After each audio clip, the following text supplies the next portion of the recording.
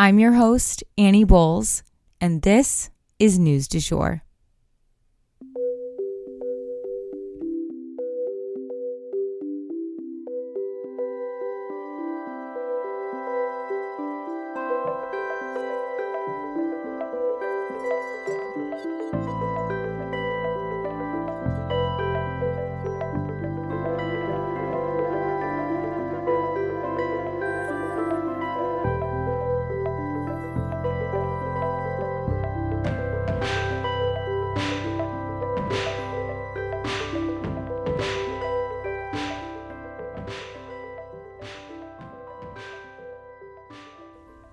Hey you guys, and welcome back to the News du Jour, a calmer space to consume the news. So I was out sick yesterday, and I feel like this is actually a perfect time to tell you guys that I'm using Liquid IV, one of our sponsors, to bounce back from this.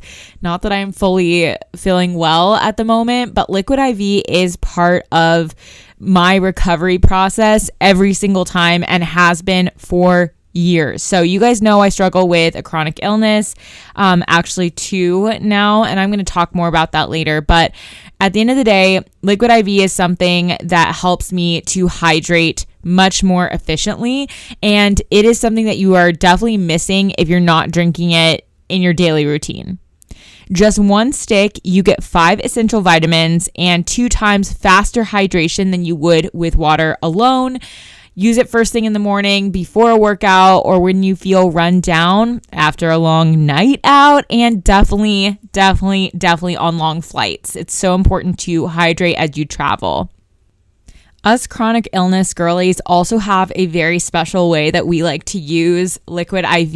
If you don't know about this yet, if you get an ice cube tray or even one of those cute ice cube trays that have like butterfly shapes or things like that, and freeze Liquid IV water, really concentrated, and then you can put it a couple ice cubes in your water on the daily, that is going to help multiply your daily hydration so much. And so that is one of my favorite hacks when it comes to Liquid IV. So it helps all of us though, not just chronic illness girlies, but those of us who have any type of health issue, it is that much more important to stay hydrated. So that is a little tip from me to you.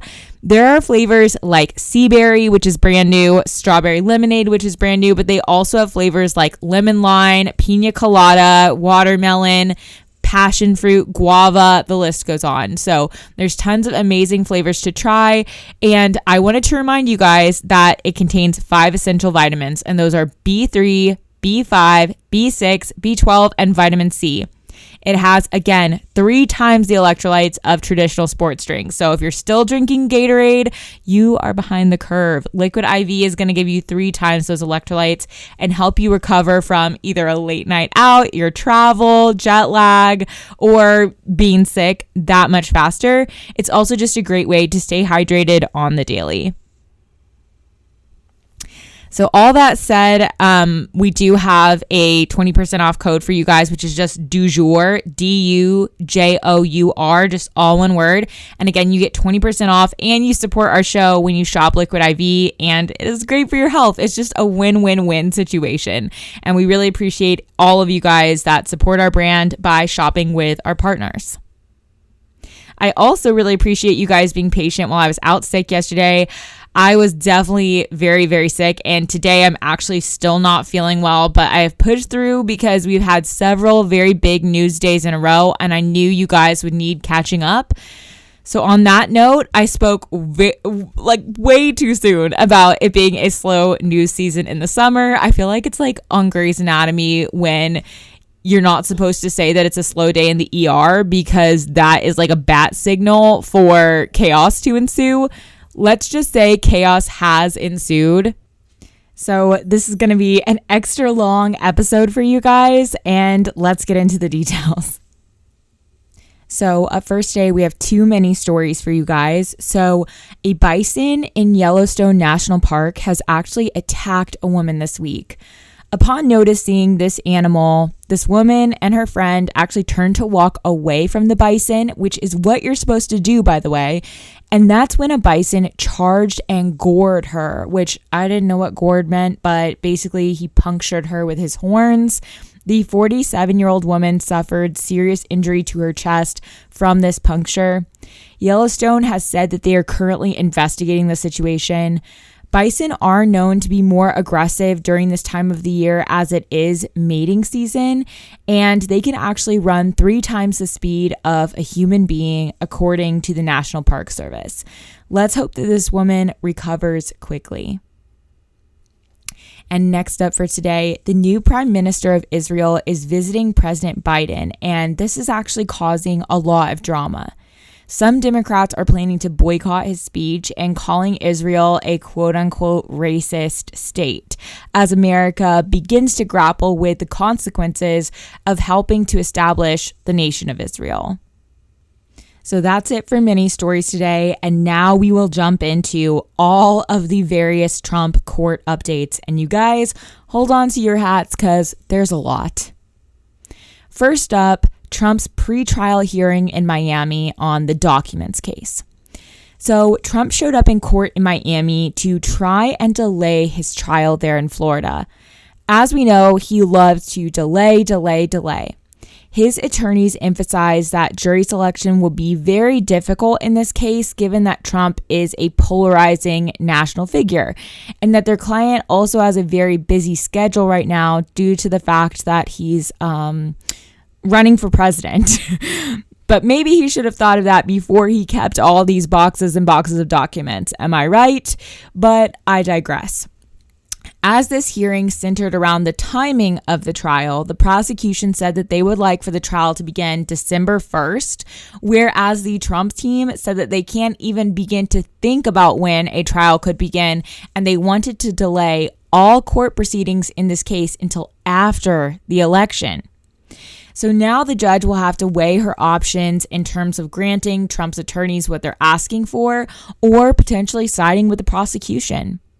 And as we've said before, this decision of hers could really set the tone for these proceedings, so we'll have to wait and see what she says. We'll keep you posted. And next up, we're going over to Georgia. So in Georgia, Trump's attorneys tried to delay charges that haven't even happened yet. There have been rumors flying around, although nothing concrete, that charges in the Georgia case are imminent. So Trump's attorneys went on the offensive and filed a bid to block any charges against the former president in the state of Georgia. And what do you know? The court struck it down. So Georgia's highest court of law voted unanimously that Trump's arguments in court just did not make sense to delay the trial and that the inquiry should definitely proceed. A grand jury is supposedly meeting to determine what these charges should be. If any come out, of course, we will keep you guys posted and we will dive into the details of those specific charges. Stay tuned. So next up in Trump legal issues, it continues. So Trump posted to Truth Social that he is facing yet another indictment. So a couple of days ago, Trump posted to his social media platform, Truth Social, that he received a letter from the Department of Justice saying that he would likely soon face charges. If you guys remember, the past 2 times that he did this, posting things like this to Truth Social, charges did actually follow and pretty quickly, both for the Manhattan case and the Florida documents case. These, though, would be charges stemming out of Jack Smith's investigation, the same guy who brought the charges in the documents case. So here's what Trump posted verbatim to Truth Social, because this man is not to be paraphrased.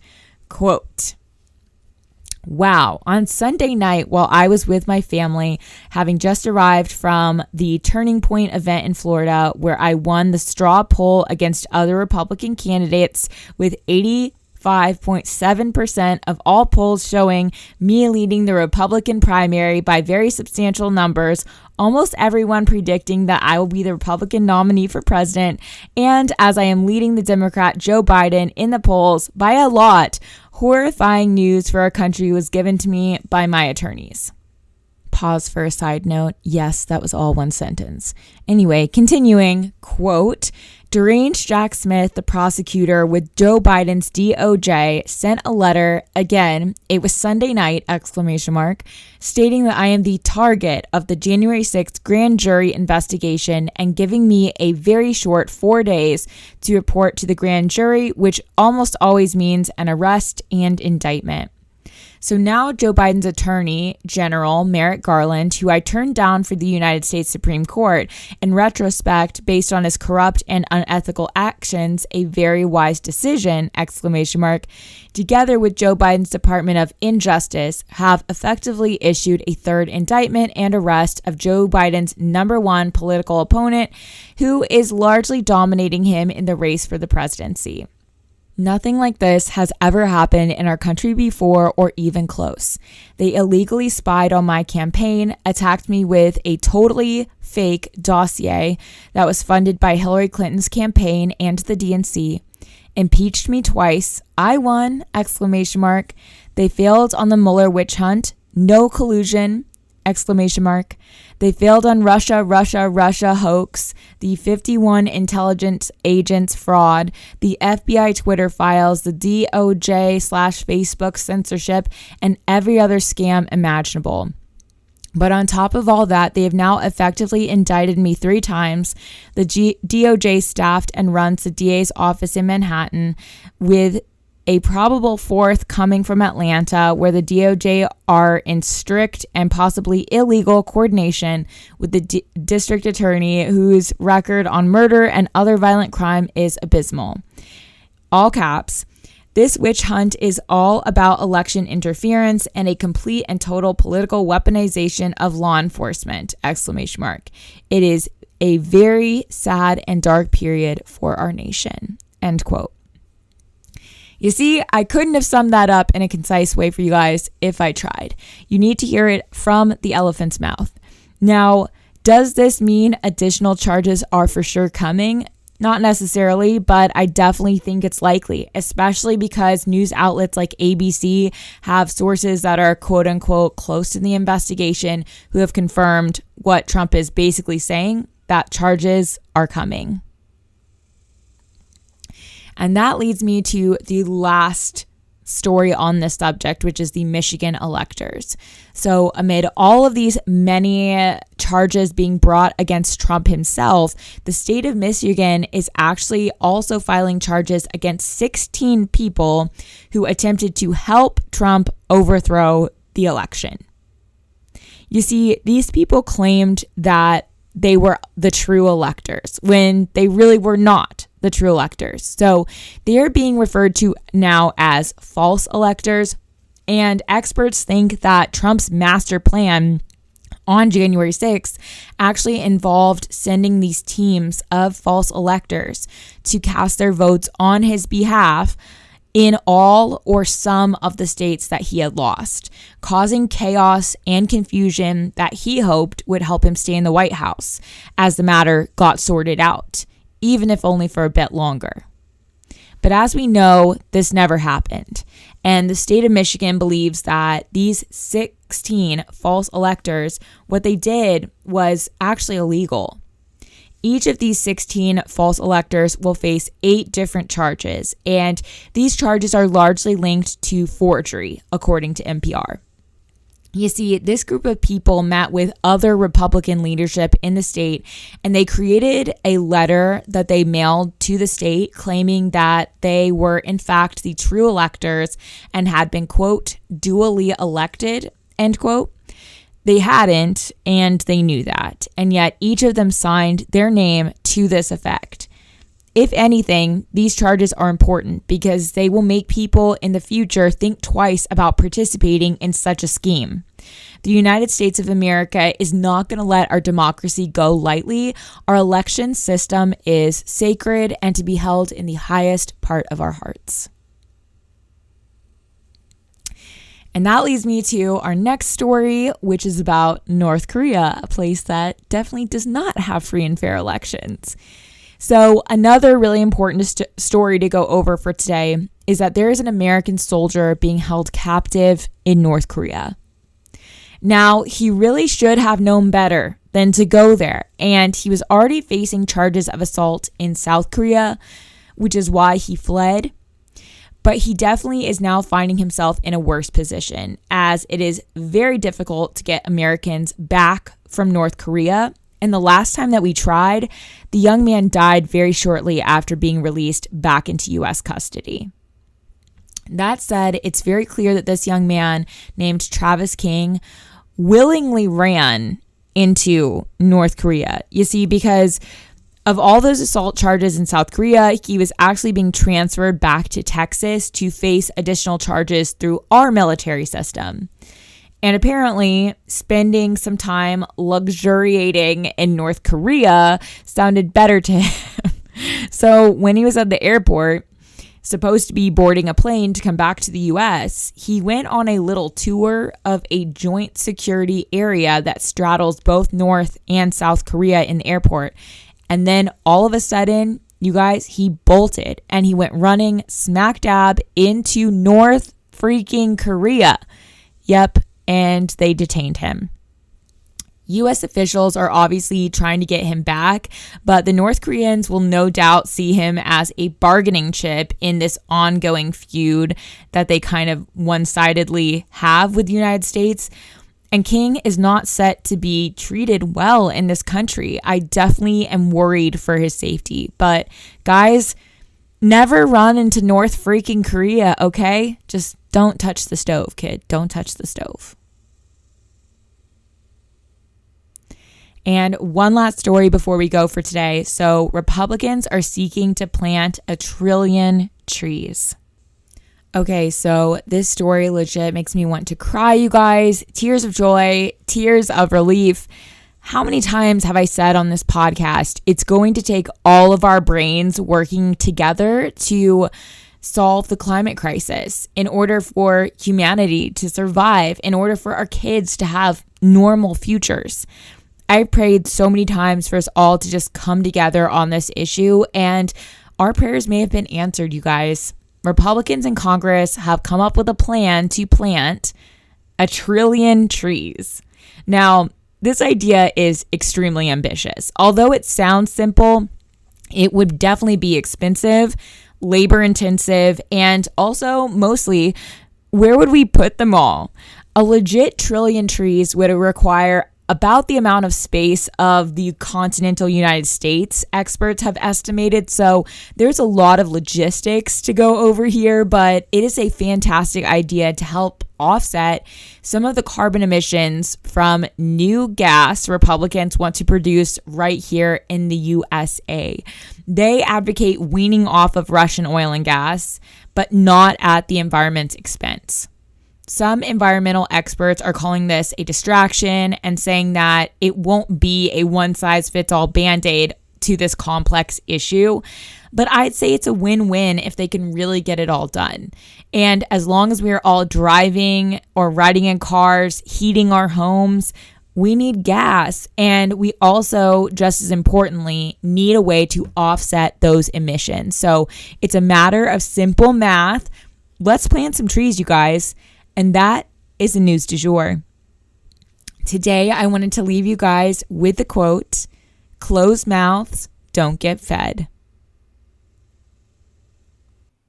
If you enjoyed this episode, please subscribe on whatever podcast platform you use to listen. A rate and review or shout out on social media would mean the world to us and help us be able to keep creating the news du jour. But the best way to support all of our work is to become a patron at www.patreon.com/sugarfree media. You can also follow us on social media under sugarfreemedia.co on Instagram and just sugarfree media, all one word, on TikTok. Any little noises you may hear in the background are my rescue pup. He has a little separation anxiety and always records with me. We appreciate you listening and look forward to telling you about the news again next time on News du Jour. Broadcasting from Oklahoma.